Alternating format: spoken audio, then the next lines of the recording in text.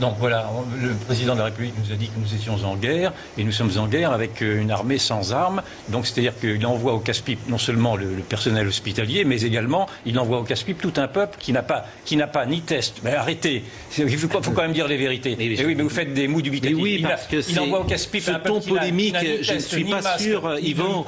Il envoie au casse-pipe, vous vous rendez compte de ce que vous dites? Oui, il envoie au casse-pipe tout le personnel, hospitalier.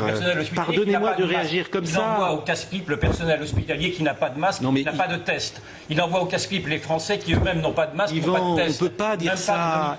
Pardonnez-moi. Je dis ça parce que c'est la vérité. Mais non. C'est la vérité.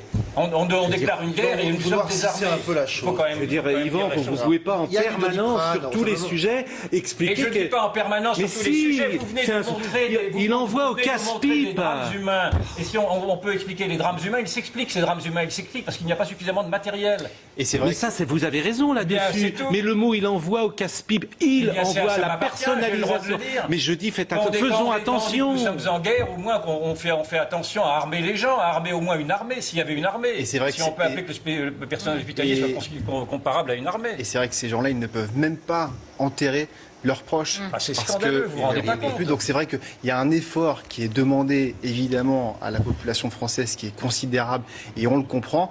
Et quand on entend ce genre de témoignage, c'est vrai qu'on peut se poser des questions légitimes sur les tests, sur les masques. Et tout ça est vrai. Évidemment, Tout ça est vrai, mais c'est la formulation qui me semble-t-il dans cette période-là. Laissez-moi avec mes mots. Mais je suis d'accord avec vous, mais je suis là aussi, pardonnez-moi.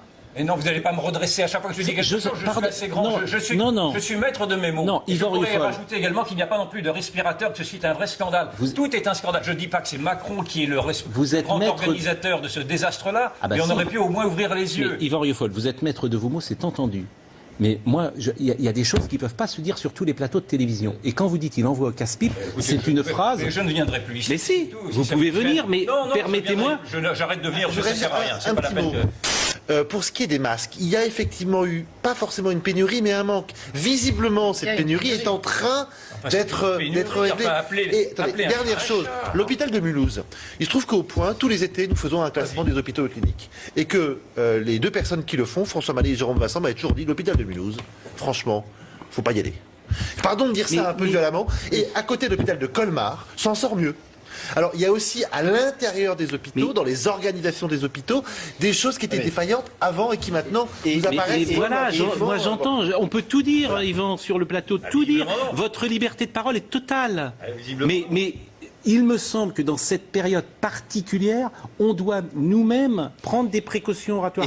Mais si on n'a pas un minimum d'indignation devant les détresses qui s'accumulent, on ne voit rien, on ferme les yeux et on ça, c'est possible de l'avoir. C'est vrai que la situation, elle est quand même on n'est pas obligé à chaque fois de prendre la défense du président de la République sous prétexte qu'il est président de la République. Il faut arrêter quand même avec cette dévotion organisée.